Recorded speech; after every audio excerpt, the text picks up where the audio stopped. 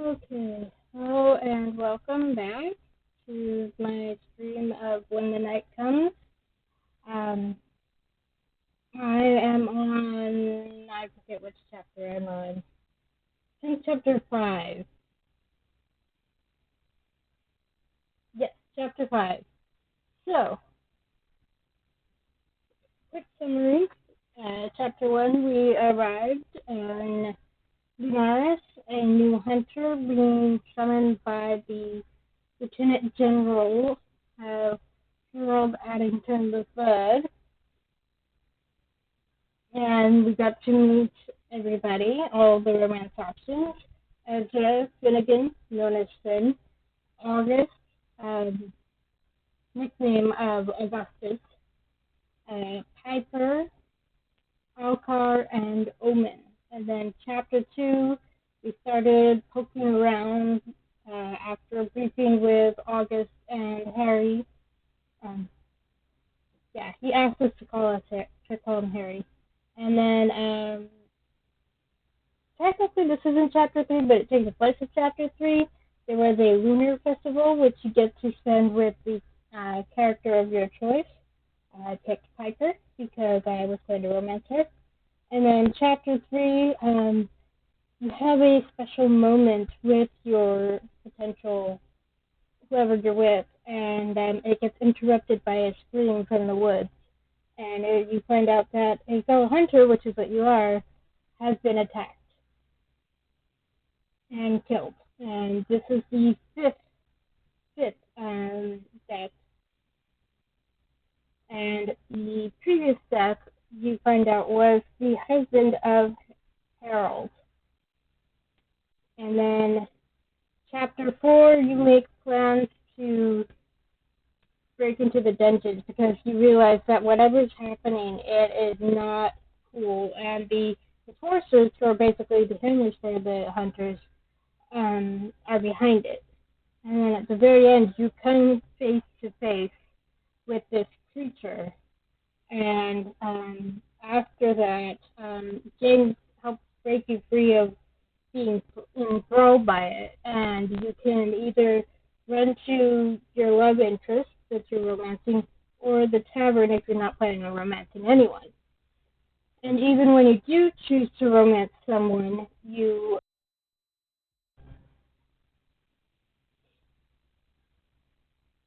there is the option of not kissing them or even not having sex when that comes up later, which I think is pretty nifty Tom 50 because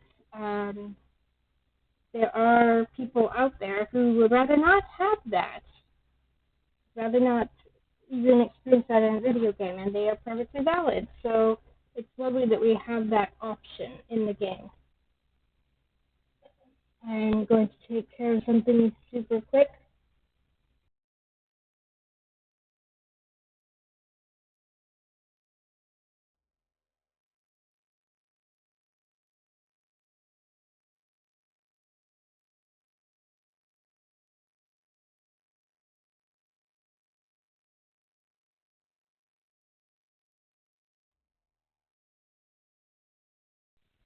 Okay, we are back. And this is great. I had to plug my headphones in because they were dying, and now I'm tethered, and it wasn't before. I think we'll actually plug them in elsewhere. So chapter 5 is after your encounter with this creature,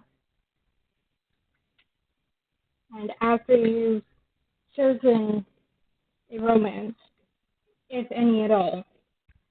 So that is where we will pick up.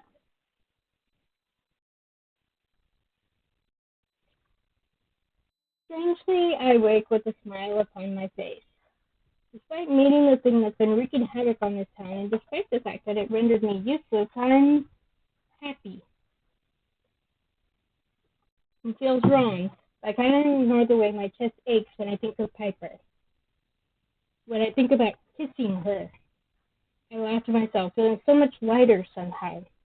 So I can't shake the feeling of that thing staring me down, sizing me up. Think of all the creatures I've encountered in my time as a hunter, feeling like there's something I'm missing. Is it a hybrid? A new species? We were always taught that it's unrealistic to believe that we've discovered every kind of creature that roams the earth. That the realms that separate us from them can tear, and every day new horrors are brought upon us. But every single one of my instincts is screaming, telling me that this is different, that it's not going to be simple. With great effort, I dragged myself from the relative comfort of my bed. Relative, because it's been stated several times that the bed in your room at the Wolf is not very comfortable. Staring out over a surprisingly sunny Lunaris, I take a seat at my desk and decide to take a moment to observe the stolen notes that Ezra had kindly handed over. Oh yeah, Ezra is a witch, because they exist in this, and he'd examined the first body, or such of it, and he is stuck, as we listen to. So here's his notes. They look like proper notes, don't they? Even proper doctor handwriting can't really read it. I scan them, seeing a truly talented witch being completely and utterly perplexed. I can practically feel his frustration rolling off the page. Live fire consumed everything, muscles damaged beyond restoration. Magical fire can't reconstruct. A neat and skeletal fire doesn't work. You can see it right here, written out and then scratched out, but it doesn't work below it. Perhaps a memory spell to recall the events of death. A runestone should suffice. No good. It's as if the body doesn't remember the soul's essence at all. A creature that feeds on life force? Yeah, feeds on life force. Perform ritual on crescent moon. Trying a fire shot, but at this point I've exhausted my options with the corpse. And she deserves a burial by now. Use an extract from the flowers and a spell to ascertain she was well terrified before her death, but nothing more. Can't even tell if it's a death by burning or other injuries. Then finally written so hard that the page is torn. I'm stumped. So I guess this is skeletal flowers that he was using, and then runestone, and then performing the scrying ritual on the crescent moon, and then the flowers that he mentioned using the extract from. So I love all the details on here, and the consistent handwriting. Just, the complete lack of an intact body would have certainly made his job hard, but a witch of Ezra's skills cast many spells to determine cause of death. But all he encountered was failed spell after failed spell. That's weird. I set them aside. No time today to delve any deeper. Now it's time to write my report for last night. This should be interesting. Back to Enforcer Headquarters. I check the conveniently placed clock outside of August's office door and take a deep breath. As I raise my fist and act, I hear a crash. I forego knocking, pushing the door open and rushing to check that everything is okay. I scan the room, seeing no August, but then I see a pair of expensive heels sticking out from behind the desk, followed by a string of muttered curses in a language I don't recognize. August? They pop up, hair a mess, dark bags under their eyes. And blushing. Robin, is it 9 already? I nod, clocking that their clothes are wrinkled, which is odd. Very odd. Wait, did you sleep here? A quick, sharp burst of laughter that seemed suspiciously nervous. Oh, look at their laughing face. Did I sleep in my office? Don't be preposterous. I stare them down, unconvinced. I'm not convinced either. August. They cover their mouth with their hands, talking quietly. Yep, yes I did. I had a lot on my mind, I'm sure. I nod in understanding, itching to tell them about my encounter, but almost not wanting to burden them with yet another thing. There was a little incident last night in the woods. An incident, you say? Come, let's sit. Take a deep breath, throwing them to their desk. I believe I encountered the creature. The creature, as in the creature? The magic around their hand. Yes. Their pale skin gets lighter somehow, and they take a deep, shuddering breath. So I suppose it's their version of going pale, but they're very pale already. So, yeah. Are you okay? And how are you okay, if so? Some of our best hunters have perished by its hand. Well, about that. I settle in a comfortable chair. I can talk, really.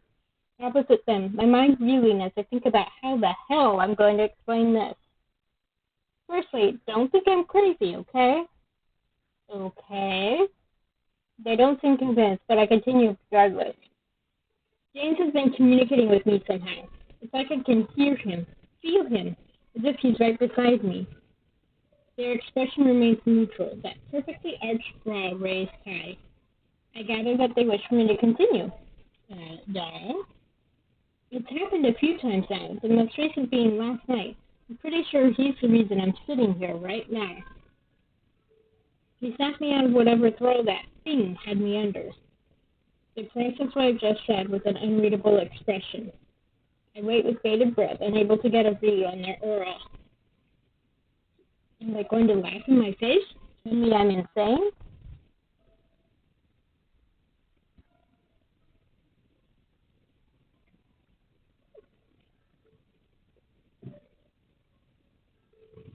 I see. Well, I'm glad that he decided to help you, Robin. To think what might have become of you had he not, I'd rather not imagine. I pause, mouth agape. I'm perplexed. Not even a flinch?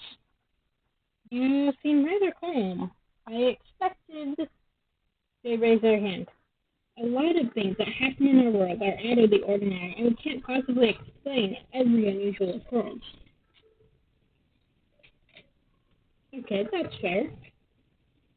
Ghosts are certainly not the strangest thing we deal with. There have been many recorded cases of people claiming they've been contacted by the dead. Besides vampires. I suppose they would be considered undead. If Hunter Lane has somehow managed to communicate with you, then so be it. We can question it and attempt to understand it if you wish, but I consider that statement yet another thing to add to the list would be a hindrance to us all. That won't be necessary. You felt fine during all of this? Nothing ails you when you experience the connection? I grimace and August notices. You do well to tell me, Hunter Locke. I've been getting headaches, pretty intense ones. There's a lingering ache in my temple almost constantly, and it flares up whenever he's near. They press their finger to their lips, looking at me thoughtfully. Then they rise from their chair, walking to stand over me and wiggling their fingers in my direction. May I?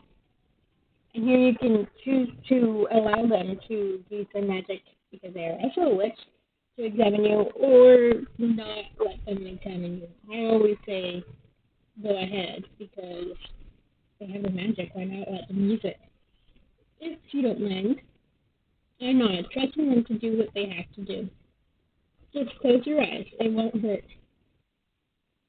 I oblige, and I feel a distinct crackle in the air, the smell of ozone thick in my nostrils. The hairs on the back of my neck and arms stand, and I dare a peek at my enforcer. Their eyes are closed too, their hands hovering carefully above my head, glowing a vibrant aquamarine. Closed. A quiet grumble, and I heed their instruction. I love that little moment. This does go slightly different if you romance August, but I will let people experience that themselves or go find a playthrough on YouTube. But that's part of the reason that I decided to romance Piper, besides the fact that I love Piper so much. I have not seen any romance Piper romances on YouTube. So I'm recording these and I plan to upload them to YouTube. A moment later and I hear them head. You're fine, thankfully. No damage detected. I open my eyes, watching them sit back against the desk. Thank you, August. I should imagine it's rather unnerving having that happen though. I do hope he's at least alive. Oh, well, minus a headache, it's not too bad. He was a fine hunter and a valued friend of many, including myself. He's missed terribly, even more reason for us to bring this thing to the ground. I finally ponder the implications if the enforcers are involved with this, to think what it would do to Harry if the very agency he runs ends up being responsible for his husband's death. Yeah, that would be pretty damn bad. A loud knock interrupts my train of thought, and August throws me a look. You suddenly seem uncharacteristically nervous. Oh, I forgot about this. This is going to be fun. I tilt my head in question. It's time I made amends. Come in. The atmosphere immediately grows tense, both of them making a point to look at me and not each other. Have I been tricked into mediating? ... Yes. Apparently that's exactly what this is. I love it. I hear you have something to say to me? I let out a breath I didn't realize I'd been holding, thanking the stars that Piper is choosing to break the ice somewhat civilly. Because she's Piper, there's times when she's not civil. August clears her throat, rubbing their gloved forefinger and thumb together. Seeing them unnerved is alarming. Yes, well, I wanted to apologize. Formally. And for the first time. Yes, Piper, for the first time. If I could go back and change how I reacted, I would do it in a heartbeat. You didn't deserve any of this, and I'm sorry.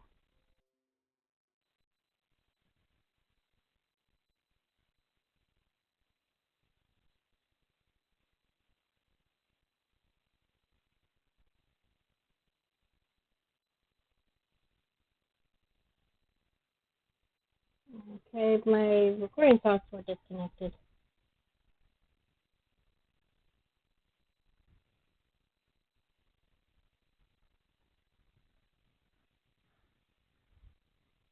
Okay, yeah.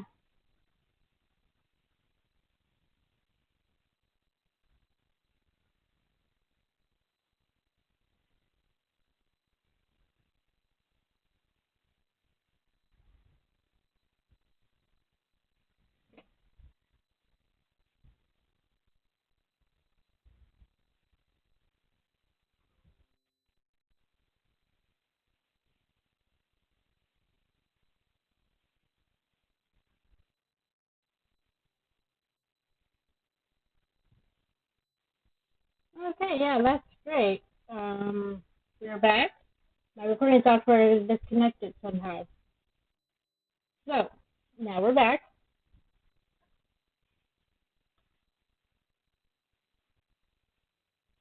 The joys of internet. If I could go back and change how I reacted, I would do it in a heartbeat. You didn't deserve any of this, and I'm sorry. She looks angry, but also a little defeated. I imagine this isn't easy for her. It wouldn't be for me if I were in her shoes. She thought she could count on them, and they seemed to betray her. So that's not easy to get over. You really hurt me, August. It will take time for us to get back to where we were. But Robin told me that you really do wish to make amends, and that you're on our side in all this, so I accept your apology. Take however long you need. Whatever I can do to make it easier, I shall, to prove you that I mean it. Piper quirked a single brow, a smile creeping onto her lips. Well, I wouldn't. I'm not arm wrestling you, ever again. I'd rather you drove a dagger through my heart, frankly. Well, it's pretty extreme, but Piper trained to fight. August did not, so no surprise there. That's a bit drastic. Anyway, shall we discuss this plan of yours, Winterlock? Yes, let's get back to business. Piper throws me a sly little smile, and I can't help but smile in return. August quirks a dark brow at us, and I clear my throat, turning my attention back to the task at hand. Oh, August has figured us out. I can't help but wonder what they think about what transpired between Piper and I. What is transpiring? Another day, maybe. Yes, the plan. General, you and Ezra will see to the wards, whilst Piper and I meet Finn in the catacombs. He'll escort us to the hidden entrance to the dungeons and be our lookout. There, Piper and I will enter and gather as much intel as we can for as long as you're able to stave off the protections. We'll then leave via the exit in the forest, where we'll meet Finn again, making a hasty escape before anyone catches wind. In theory. Yes, in theory. Because no plan survives contact with the enemy. August purses her lips, taking in the provided information. I see. And you're satisfied with this? That's achievable without any of us getting caught? Piper and I share a glance, and she nods. I am, yes. Regardless, I think it's necessary. We cannot proceed with our investigation without seeing what they're keeping down there. Or what they're not keeping down there. This could change the whole investigation, August. Very well. I trust you. Both of you. I guess the next thing for us to do is visit the witch then. Piper tilts her head at them, her eyes wide, and August sighs deeply. Sorry. Ezra.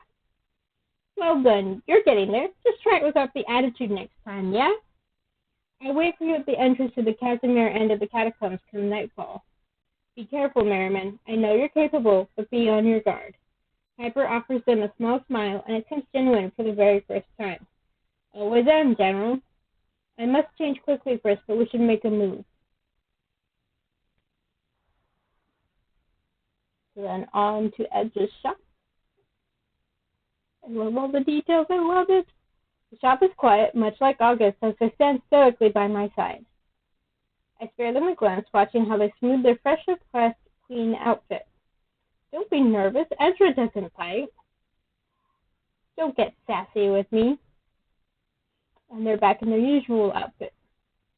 I laugh at their non-threatening tone, and Ezra appears from the back room. Oh, good morning. August stares, almost as if they're paralyzed, Ezra's green eyes boring into them with a shining curiosity. Ezra subtly flicks his gaze to me, a singular eyebrow slowly rising in question. General, didn't you want to speak to Ezra? I contemplate my next move and decide to take my life in my hands, nudging August forward with a gentle hand. Rather than tearing my arm clean from my body, they simply throw me a glare, putting themselves to rights as they come to stand in front of the young witch. Ezra, it's time I apologize to you. Oh? The shock on Ezra's face is evident, but he quickly recovers. Yes, you don't have... Yes, I do. I do. In the interest of not being here explaining all day, I'll keep it short. I should never have left Argyria the way I did, or at least without giving you an explanation. I owed you that, and I'm sorry I was too caught up in my own issues to bother. And I certainly shouldn't have treated you the way I did towards the end of your time under my tuition, nor the time in which we've coexisted here. Whoa, this is a lot of info. You know what Oberon and Lady Adalia were like. They always made comments about how you were surpassing me, about how disappointed they were. Oh, and who are these two? That's because you taught me, Gus. I'm powerful because of you. I wouldn't be half the witch I am today if not for your teachings. I continued my studies long after you left, all from your books. August looks shocked, like they don't quite know what to say. Color rises to their cheeks, and they quickly avert their gaze as Ezra continues. Your affinity with psionics remains unparalleled, and your parents were fools not to see that. Wait. This was their parents? Ooh. I still look up to you, could still learn from you. Oops. I was clicked in the wrong spot. My healing is still something to be desired. Well, you can't be good at everything. He has a point. They share a smile, and August looks like a different person. They stand a little taller, like a huge weight has been lifted. Making amends suits them. I accept your apology. I should never have blamed you for the insecurities my parents planted in my head. I can't take back what happened, but we can move forward. We can. We will. Yay! They made up! So you get a chance to dig for more info, and you do get to ask about both of these. So we'll ask about where they grew up first. What was it like growing up in Arteria? And I swear I have no idea how this is pronounced. I'm just hoping it's acceptable. Incredibly boring, but enchanting nonetheless. Yes, perfectly summed up. There was nothing very special about it, but it was strangely charming. Truly, the only interesting thing to do there was learn magic, which is what flocked there to learn at the academy August's family ran. Ezra becomes wistful, a fond smile crossing his lips. August, less so. Some of the finest witches in all of Escria taught there, including Gus. True to their nature, August rolls their eyes at the compliment. Hardly. Well, I was honored to have you as my guide, no matter what you say. Aw, Ezra, I love you.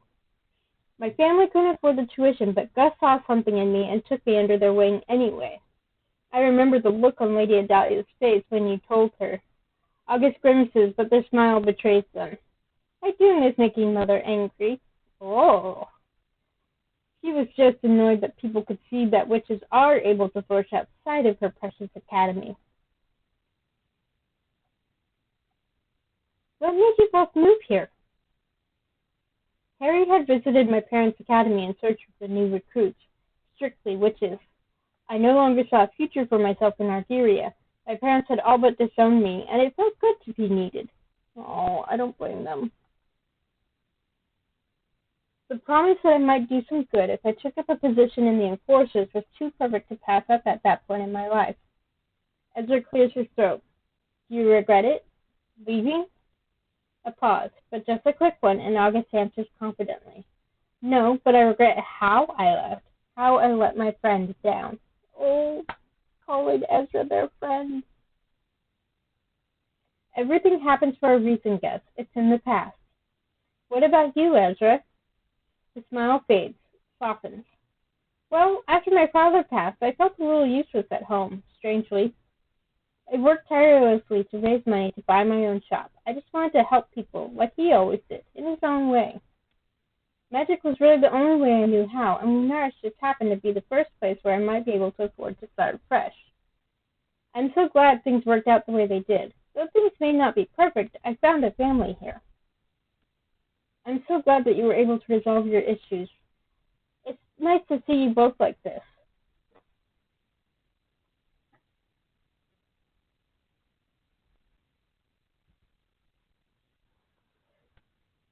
Thank you, Robin. I'm glad too. Now, shall we discuss the plan? I'm pretty well versed on the words that they use. Distancing themselves. So with the both of us, I doubt they could stand much of a chance.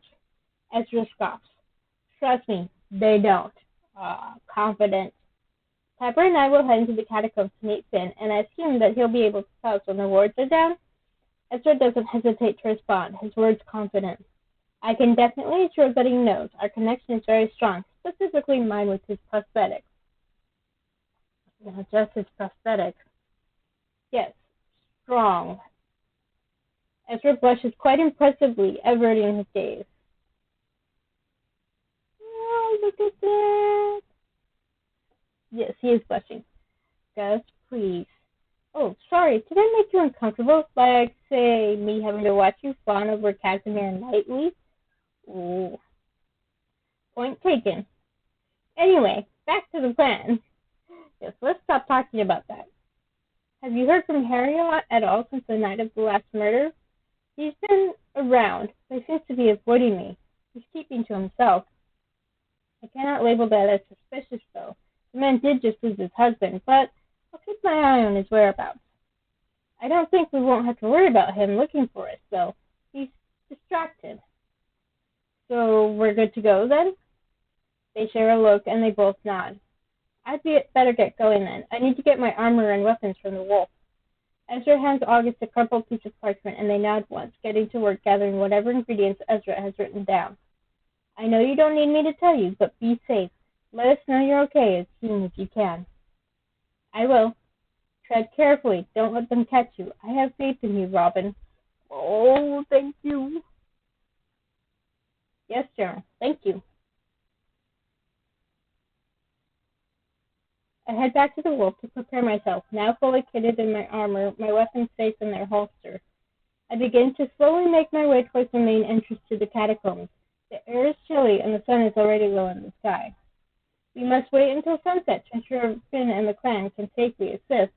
As each minute passes by, my gut feels heavy with anticipation. I hope this works. I hope we don't get caught. More for Piper and August than for myself. I have so many people relying on me, I absolutely cannot let them down. Nope.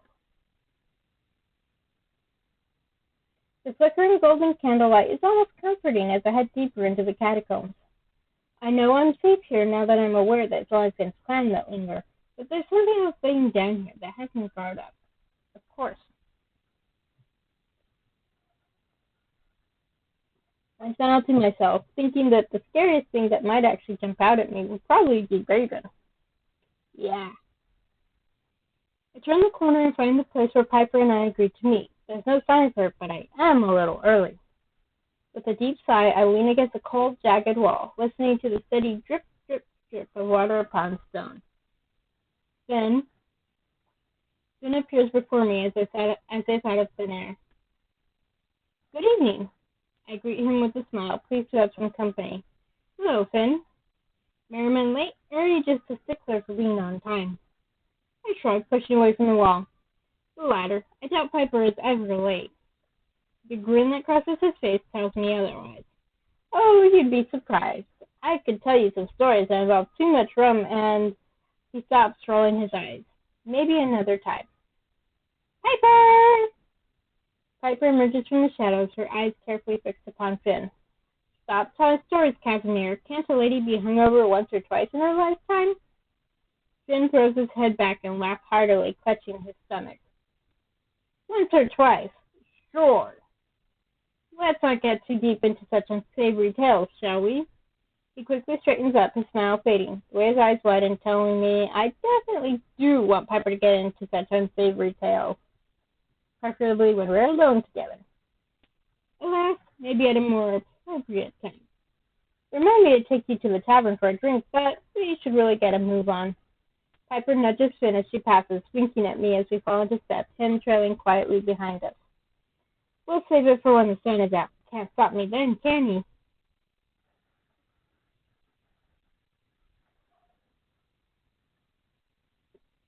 As we head deeper into these tunnels, everything feels different. There's no longer that comforting golden globe, jagged stonework now illuminated by a nervously still, vibrant blue mage light. And really, all they did was change the color of the candles, but it changes the whole feel of the background. It's amazing. Piper's demeanor changes, and I hear Finn pipe up behind us. We're not in my territory anymore. Stay alert. Good idea. Then, he suddenly steps in front of us, bringing us to a halt. Wait, stop here. I can feel the barrier. It's close. So, now what? The Seraphim's prosthetic, matching glowing, but still glow. We wait for Ezra's signal. We stand in silence, and Finn begins to shift where he stands. It seems unnatural for him to look so nervous. Casimir, if you don't stand still, he huffs, clearly frustrated. Fiero, you will look for him, won't you? Piper narrows her eyes, but her expression quickly softens when she looks at me. We'll look for him. We will. Thank you. I know you may not be able to free him if he is there, but just tell him we'll get him out. Whatever it takes. Then Finn's arm begins to thrum, the markings coming to life, illuminating the tunnel. He looks down at his glowing palm, flexing his fingers, and he smiles. It's go time. Let's do this. Be careful, both of you, and listen out for my signal from the forest exit. Exists. That's a mistake. I will alert you the second you need to get out. I'll see you on the other side.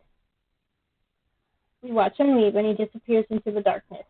Piper sighs, stepping closer, and I register that I've been suppressing the urge to be close to her ever since she appeared.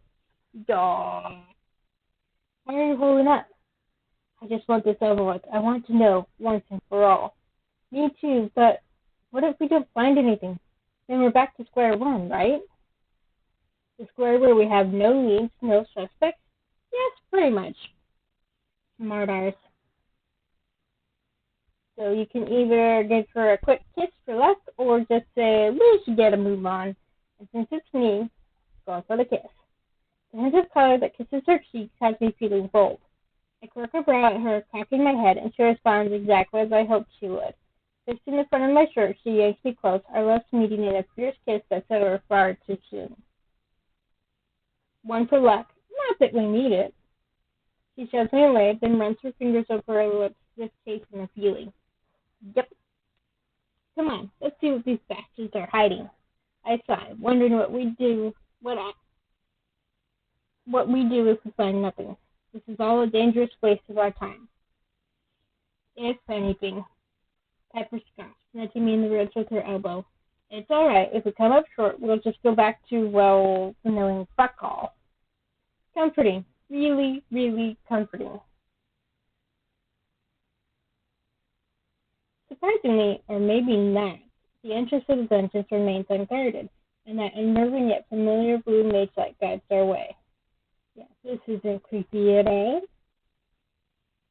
Pepper eagerly rushes towards the first empty cell, eyeing the small, frail, fey-like creature that's huddled in the corner. So wait, if the cell is empty, how is there a fey creature in there? She picks up the clipboard that rests in a wooden holder beside the door. I remember you. Not one of my catches, but a good one.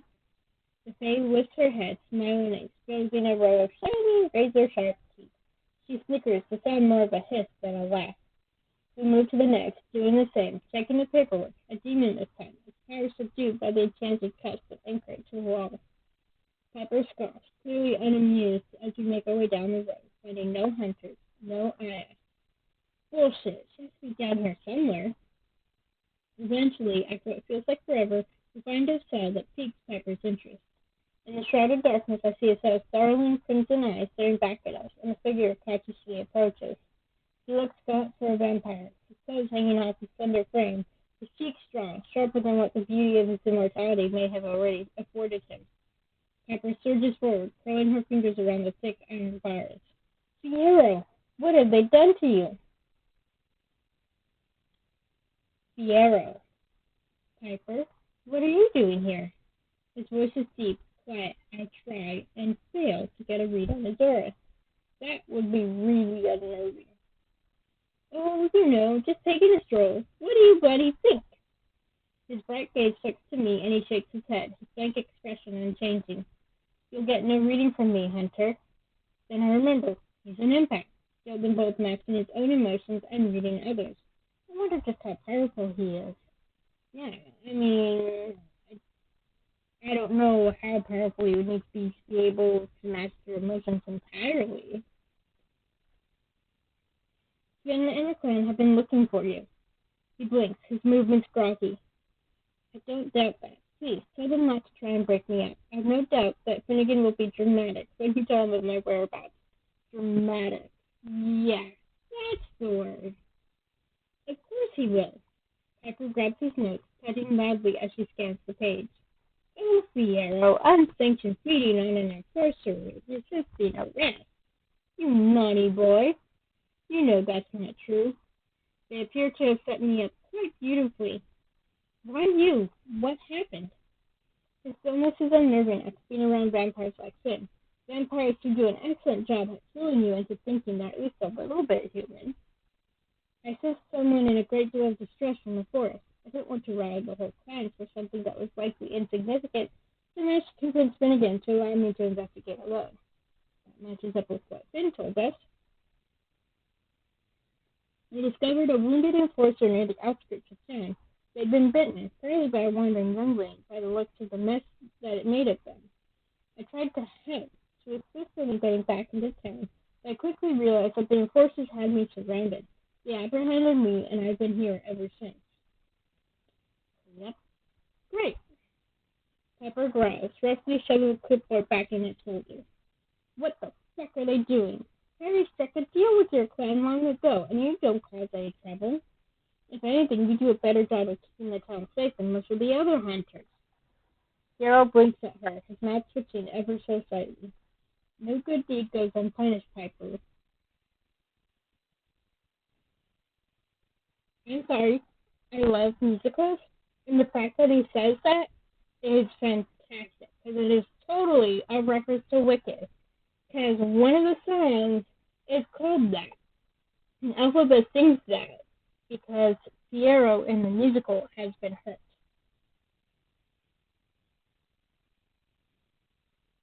So I just had to take a moment to enjoy the reference.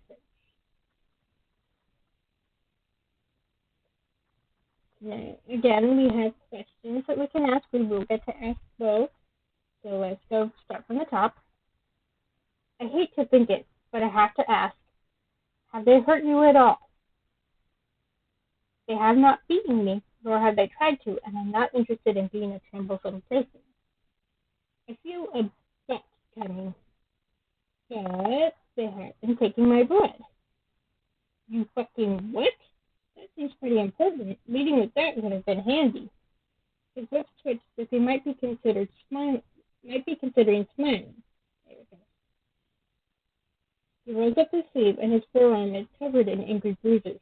I've never seen a vampire mark this easily, unless they're just starving you. He covers his arm, nodding. Yes. Piper's gaze is fixed firmly upon the ground, her brows furrowed. She's restless, agitated. I am, too. That fact about the bruising at the head of Piper-wise, that comes up as he's romanced Finn, either by himself or with Ezra. What could they possibly want your blood for? I wish I knew. None of this makes sense. Yeah, nope. And now for another question. Have you seen any humans being brought down here? Specifically hunters. They keep the others far away from me, as you can see. He's right. There's at least 5 or 6 empty cells between him and the next occupied one. That's unusual. So I might have sensed something. I assumed at first it was my hunger dulling my senses, but his brow furrows. I'm confused about what species they are. Their sense is unusual. Didn't Finn mention that the sense at the gravesite was unusual? And I think Alcor mentioned that about the sash as well. Unusual how?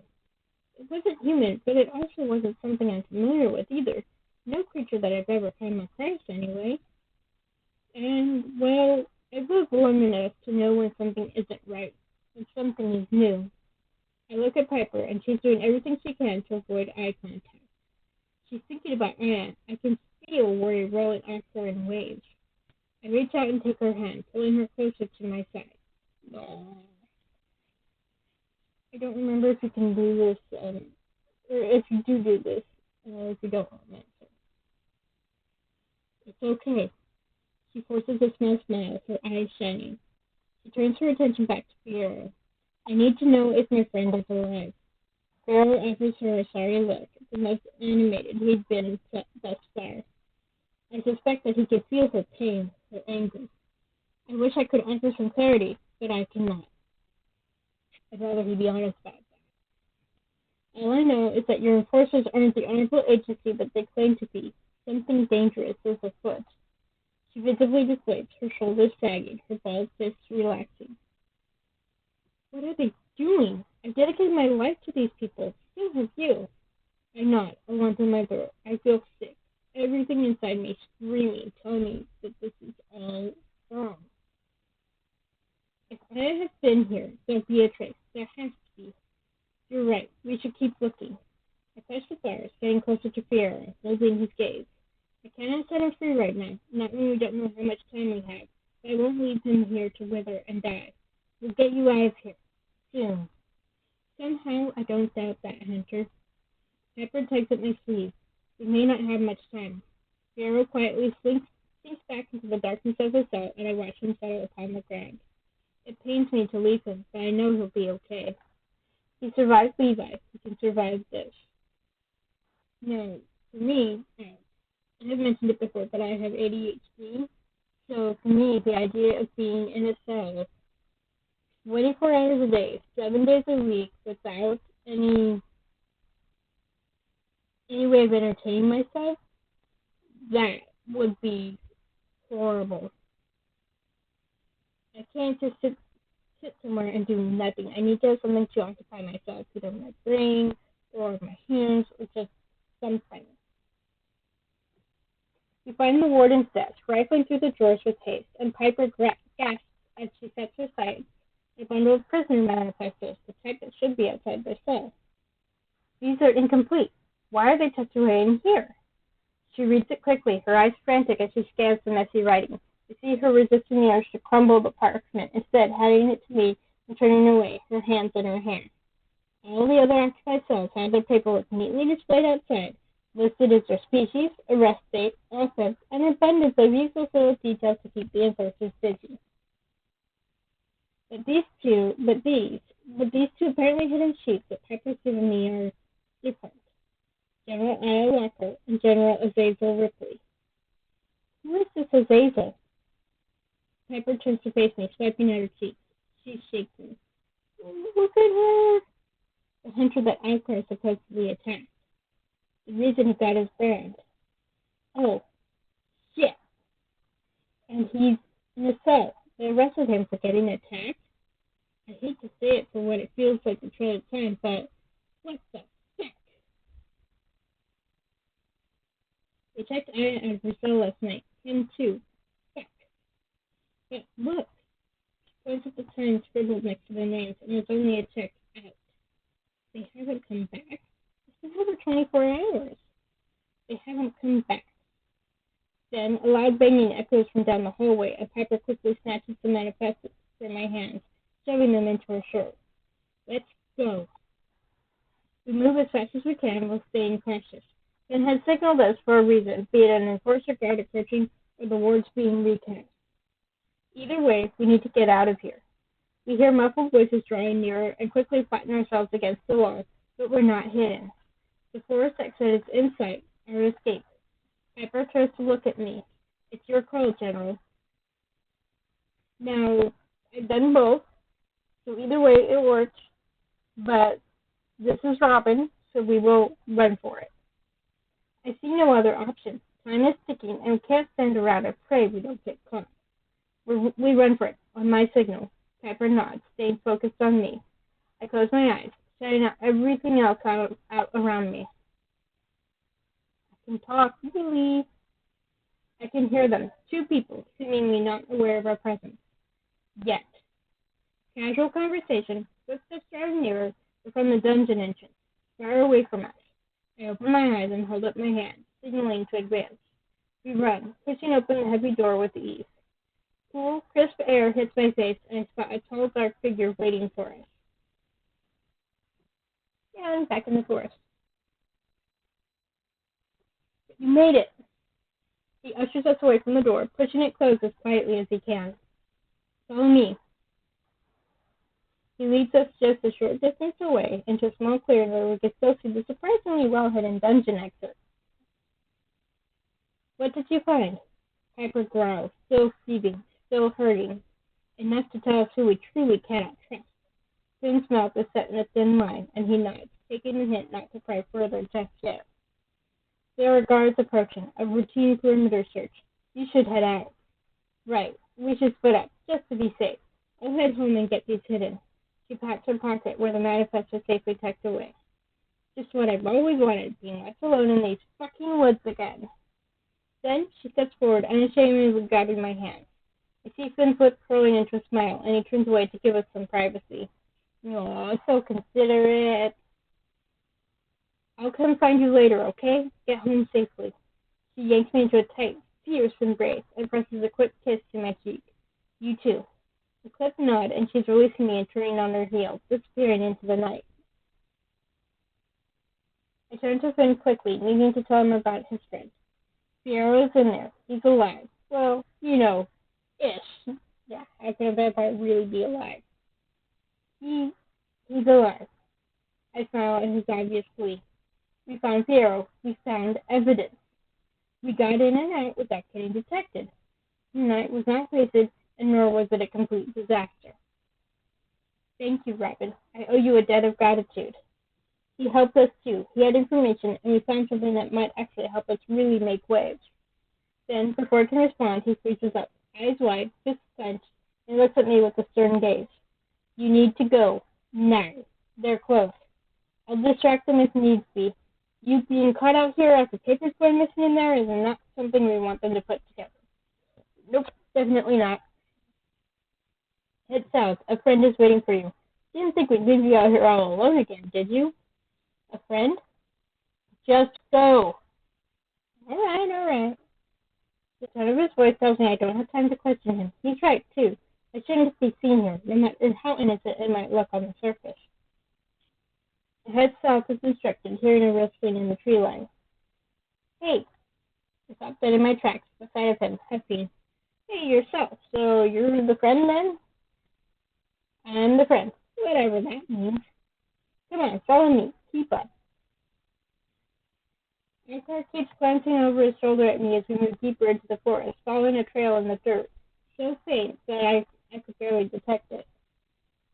I almost want to tell him that he needn't be worried about me disappearing in a puff of smoke, but the weighty, grim silence and what I have just learned kills the comment in my chest. Yeah.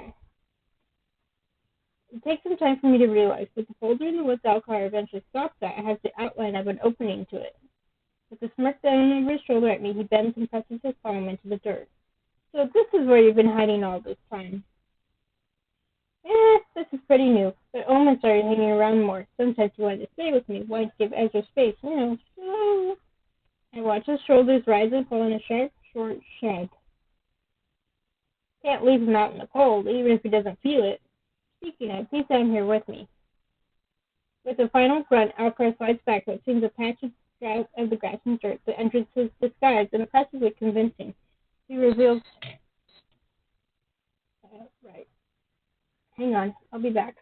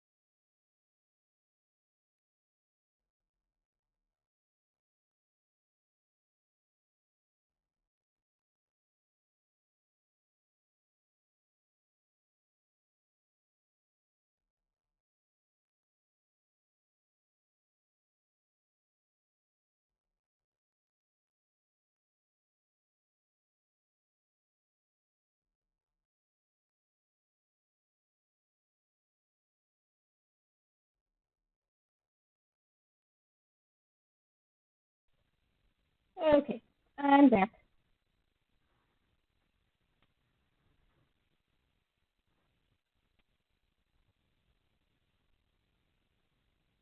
He reveals a narrow stone staircase leading down under the earth. I come to stand next to him, peering into the abyss.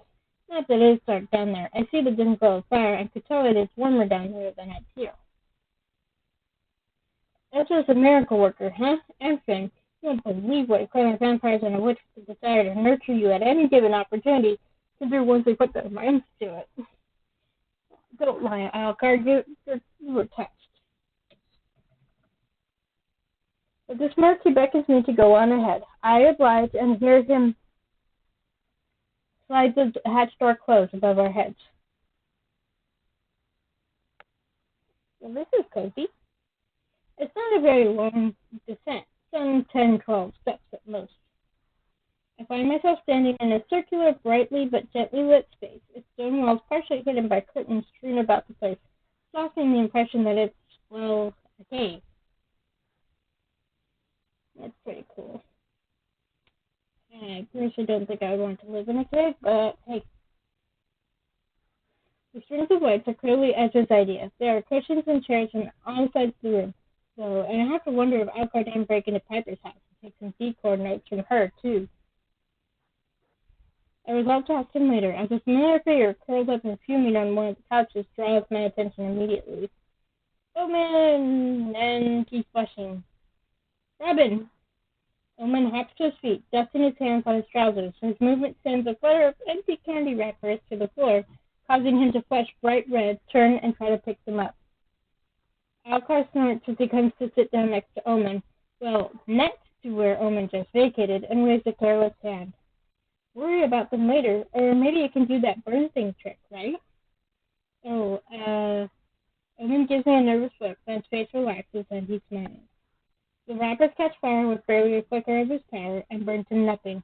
It is the first display of his power Omen has shown me, and as he sits back down and picks up a cushion to hug, I think he is more relaxed than he's been as well. Alcar gives him a pat on the back and grins, gesturing towards me. Steve, it's all right. Yes, of course. Omen turns and regards me for a moment. Then he smiles, shy but soft and relieved. I find myself feeling the same, whether or not I can move my facial muscles to mirror his.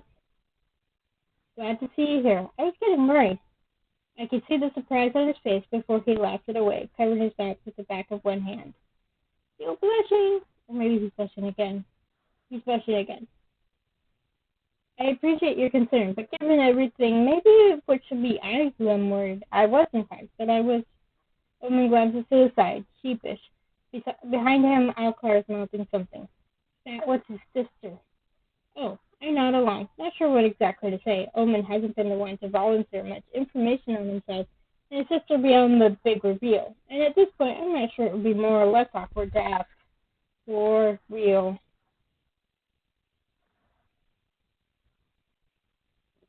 After all, I am fairly sure that they are not in any sense responsible for things going to shit around the town. Not with what I know now. ... Fairly sure. Figured he should be staying out of sight when he can burst into flames at any moment. Omen whips around to face him, and I can hear the fluster in his voice. I was not. Alcar shrugs lazily, shooting me a shit-eating grin as though trying to rope me into the teasing.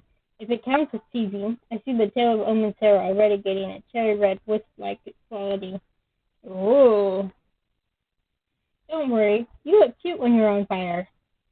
Omen groans, burying his face in his hands. I stifle a laugh despite myself and come to sit down next to Alcar on the couch. Omen gives me a sharp look, like I've done him a small betrayal, but joins Alcar on the other side. He picks up a cushion and holds it close to his chest. We sit in silence for a long minute, and it is the most peace I've had for a very long time, especially since coming to Lunaris. These two don't know much of anything, I realize. Well, perhaps not much more than me, even though Alcar has clearly been snooping around, and Omen possibly, definitely, carries his own bag of secrets. But in the moment, in relation to all of this, perhaps we're the same. There's some comfort in that, to not be the only one in the dark. Pass me the jar. I could see Omen startle out of the corner of my eye. When I glance his way, it's to catch a flash of guilt on his face, and then he bends over to retrieve something. He surfaces back up with a mostly empty glass jar of wrapped candies. Omen, S is going to fucking kill me, buddy. I'm sorry. You said help yourself. Alcar reaches for the jar, but Omen holds it away from him. Show me your tongue, Omen. Omen's eyes widen, and Alcar leans back away from us with a not-so-subtle snicker. I glare at him, which he shrugs off with a roll of his eyes, and we each look at Omen expectantly. Now, the thing here, I didn't get it my first time through, but I found out later. Omen has a slight allergy to chocolate, but he loves eating chocolate. It makes his tongue tingle, and apparently he kind of enjoys that tingle. So that's why they're asking to see his tongue. The son of Satan takes a sharp breath, then sticks his tongue out at me, just enough to mock. I think you should take your allergies seriously. Well, I think demons ought to take their indulgences seriously. Alcar laughs then, open and full of mirth, and not like any sound I've ever quite heard from him before. He ruffles Omen's hair, then gives his long ear a slight tweak. That's how you show him attitude, yeah? See? You're learning. I'm not sure I want him to learn how to give attitude. From the best, I gather. Omen blinks and laughs too, a chuckling that he still tries to stifle behind a hand. Happiness radiates from him, overwhelming that distinct glamour sense for a brief but distinct moment. Alcar's willfully relaxed, and I see his face soften into something very bright and very fond. Oh, you two are outrageously cute. Oh no. It's almost comical how quickly they separate. Omen almost hops off the edge of the couch with the speed of his retreat, face and hair turning bright red. While he sputters something incoherent, Alcar leans away from me like I have just insulted his entire family. I love this. Oh, well, interesting. Never say that again. Look at how angry he is. I love it. I can't help but grin at how emphatically he says it. Can't handle a bit of truth, can you? No, we're friends. Friendship. He nods vigorously, mostly to himself, I think, and clutches the cushion closer to his chest. Oh, Owen's saying that. His eyes looking everywhere but at me. Alcar's head whips around at the speed of light, his little fingers flattening into his soft hair. Whatever expression is on his face that I can't see makes Owen pause. He stares back, jaw slack. Zayana? I have no idea how to pronounce that. I'm sure it's demonic, though. Then covers his face with the pillow to muffle the rest of whatever that was. Alcar turns back to him, expression grim. Now look what you've done. He's fucking steamy. Omen smacks Alcar's knee hard, at which point I decide the two of them ought to be grateful for my graciousness, that perhaps it's safe and time to leave. Chuckling, I rise from the couch and take a step away, putting some good, much-needed distance between the pair and the mess they're quickly falling apart in. I want to be a fly on the wall for this conversation. All right, you two win.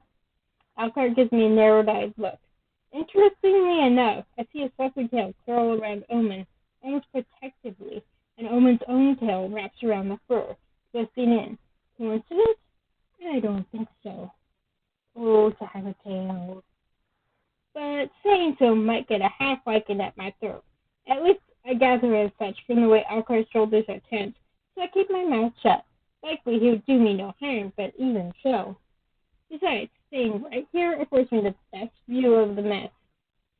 I cross my arms, fighting the amusement then. Of all the revolutions in this town, this is the most welcome one yet. Oh yes. I'd better head out then.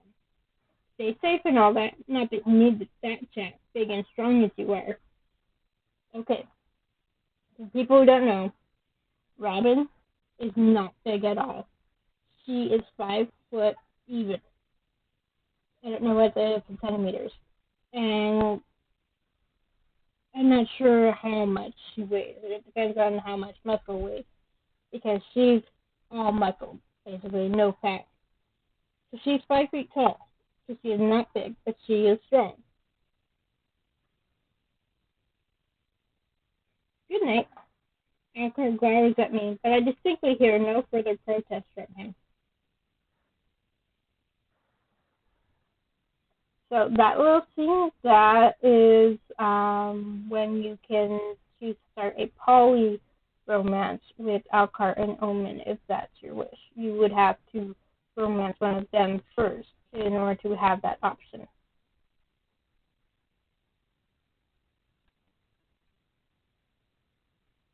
I head straight for the shop when I leave the forest without incident, remembering my promise to Ezra and August that I'd let them know I was safe. I push open the door, smiling as the bell rings, and I spot Ezra and Finn in a somewhat heated debate. What? They're arguing? They both straighten up when they see me, Finn apparently too distracted to anticipate my arrival. His eyes wide for a moment before he settles back into that implacable stillness. You're back! We were getting worried, and my voice cracked. He steps towards me, leaving Finn where he's apparently stuck in place, his eyes sad. Finn said you found Fiyero? I'm so relieved. Yes, Fiyero is alive, but we should get him out of there soon, if we can. They aren't exactly treating him with kindness. I look at Finn, anticipating an outburst, justifiably so. They've been taking his blood, starving him. What for? What could they possibly need with this blood? I see black flicker in the whites of his eyes. The first time I've witnessed this poised facade wavering. His poised facade, not this. What the hell? Brain, what are you doing? You're drunk. A glimpse of the creature that lingers within him. Ezra reaches out and lays a hand upon his arm. A warning. It works, calming whatever threatens to surface. I'm sorry. I didn't mean to. We'll get him back. You know we will. Finn pulls his arm away, the movement a little too quick to be anything other than agitated. There's a clear and unusual tension between them tonight, something I can't quite place. No, they shouldn't be fighting, they shouldn't be arguing, they're together, right? I seem to be collecting secrets quite efficiently lately, so it can't hurt to try and pry another, and maybe help defuse whatever this is. Are you two okay? Finn almost looks straight through me, straightening up. Ezra's eyes widen, but he recovers quickly, his smile strangely earnest. What do you mean? I don't mean to interfere, but you both seem so tense. Is something wrong? Just a little disagreement. It happens, especially with all of this going on. Ezra's gaze snaps to Finn, eye contact fixing and holding before Finn exhales sharply, apparently willing to be a little more open than the witch. With everything that's happened, I made the decision that I would be more mindful and keep a little distance from Ezra. Him being seen with me constantly only made the forces make his life a living hell. Oh. Ezra opens his mouth to protest, but Finn pointedly continues, which we will vigorously deny. Of course he will, because this is Ezra we're talking about. He softens then, a fond look in his eyes as his gaze flicks between us. You cannot live your life with them breathing down your neck, Ezra. I know what they do to people who they feel threatened by or who they'd like to use as a scapegoat. Look at Fierro. You hold knowledge from working with them. They're afraid of you. I refuse to stand by and let those I care about get hurt. I've had enough, and if Omen, Alcar, and I staying away helps get them off your back, then so be it.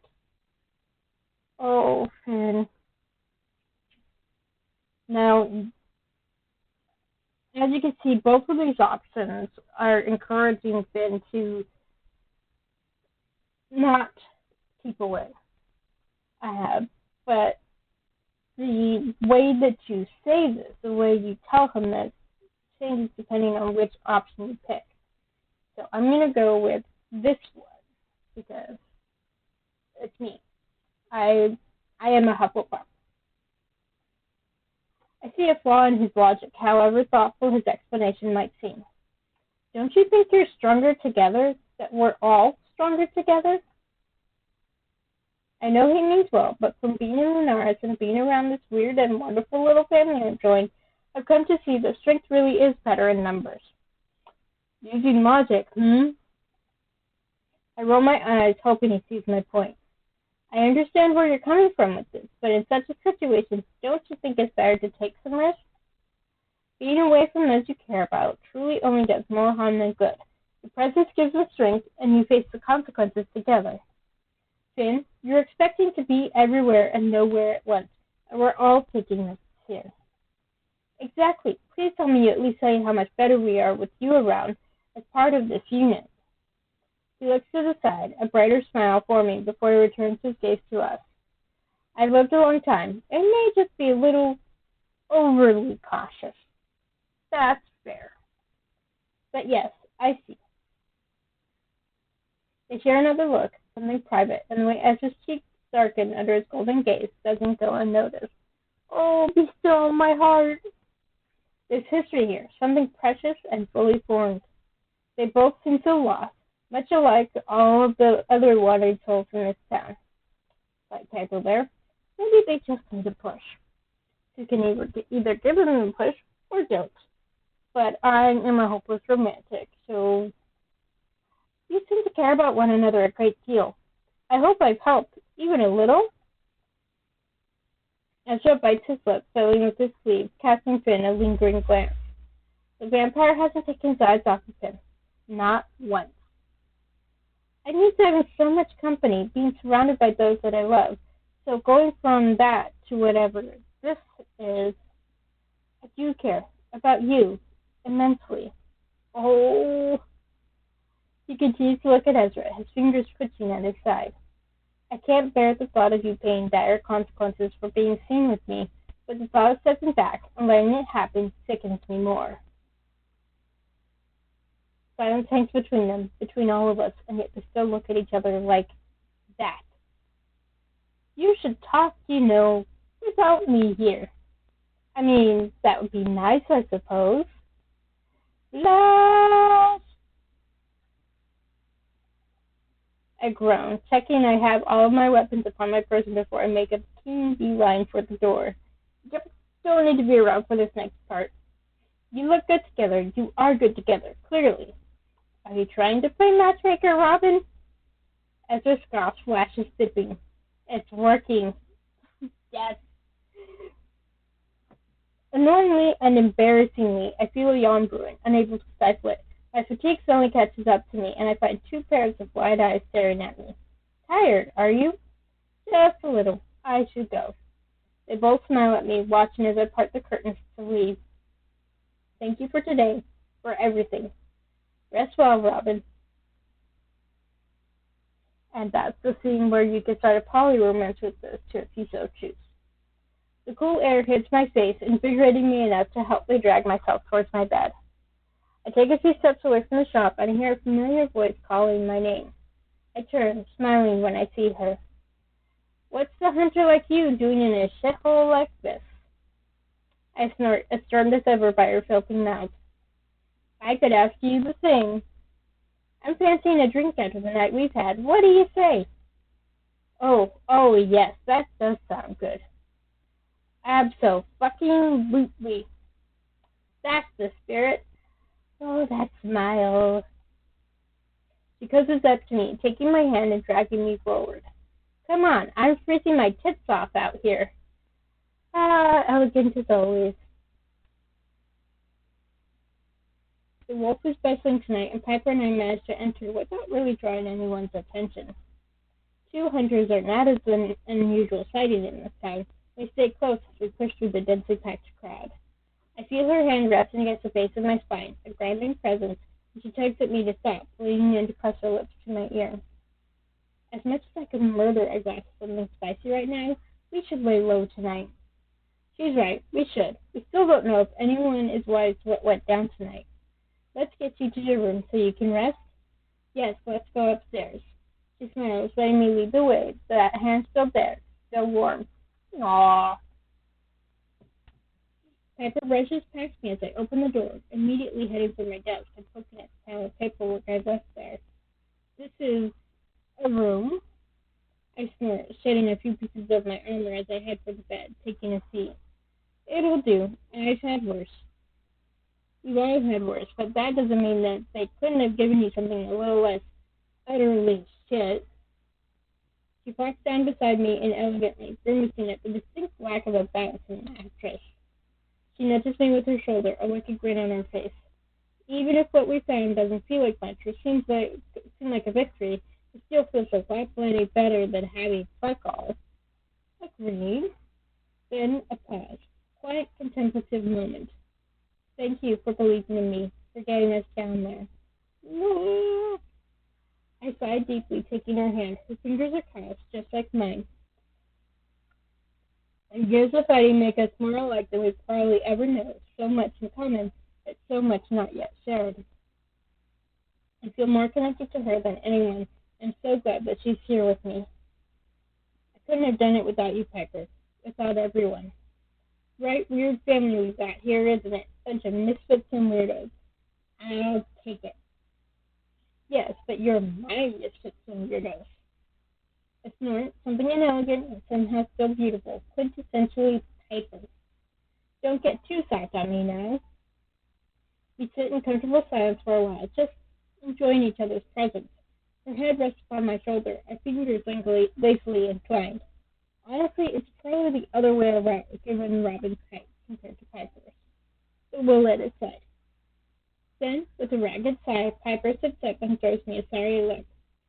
I should go, I guess. We both need rest. So, there's an option to just say goodbye or to kiss her goodbye. Since it's me, you'll go with the sweet. I smirk at her, refusing to let go of her hand when she stands. You don't sound too convinced. Leaving you here all alone isn't exactly the preferred option, but it's the smart one. I join her in standing, and she yanks me close, winding her arms around my neck. She cups her head, searching my face for something I can't quite place. Well, are you just going to stand there, or are you going to give me a proper goodbye? She claps her fingers in the front of my shirt, touching her head, her eyes heavy. I can talk. Honestly, don't be shy. When our lips meet, it's invigorating. She kisses like she fights, fiercely and with everything she has. I groan when she boldly bites my bottom lip, and she pulls away, offering me a wicked grin. Whoops, terribly sorry. No, you're not. Not even a bit. Her face tells me I'm right. Now I'm really going before I dare to change my mind. Sweet dreams, Robin. I know I will.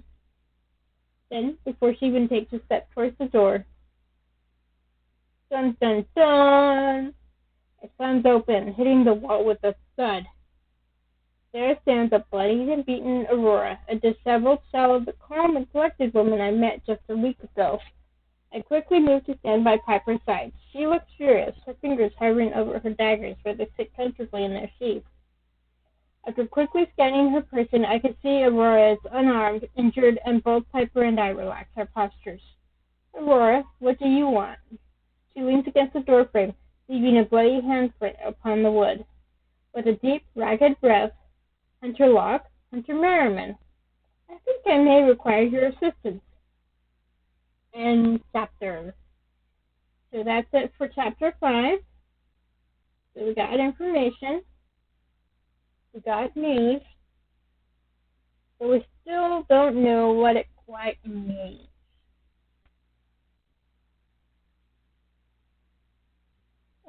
But we do know that what we do know is that we can't trust the enforcers. And don't know where or how far this route goes in terms of the enforcer ranks. We know we could trust August, but that's about it. And that's one enforcer out of the whole organization. So I don't know when I'm going to next record. Maybe tomorrow. I don't have class tomorrow night. Maybe Friday. We'll see. It just depends on a combination of if I have anything else going and if I have the energy to do it. So it takes some energy to get through all of this. So yeah.